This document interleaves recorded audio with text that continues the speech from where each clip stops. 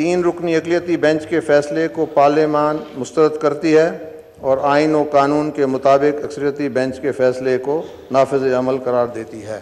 یہ ایوان سیاسی معاملات میں بے جا عدالتی مداخلت پر تشویش کا اظہار کرتا ہے۔ حالیہ اقلیتی فیصلے ملک میں سیاسی عدم استحکام پیدا کر رہا ہے اور وفاقی اکائیوں میں تقسیم کی راہ ہموار کر دی گئی ہے۔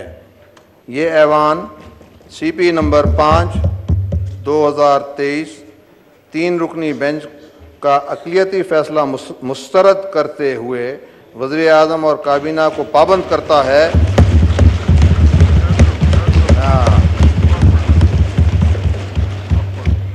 یہ ایوان دستور آرٹیکل 63A کے غلط تشریح اور اسے عدالت عظمیٰ کے فیصلے کے ذریعے از خود تحریر کیے جانے پر شدید تشویش کا اظہار کرتے ہوئے مطالبہ کرتا ہے کہ عدالت عظمیٰ کا فل کورٹ اس پر نظر ثانی کرے۔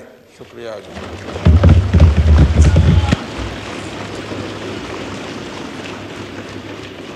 Now I put the resolution to the House. The question is that the resolution as moved be adopted. All those in favor of the resolution may say aye. Aye. All those against it may say no. No.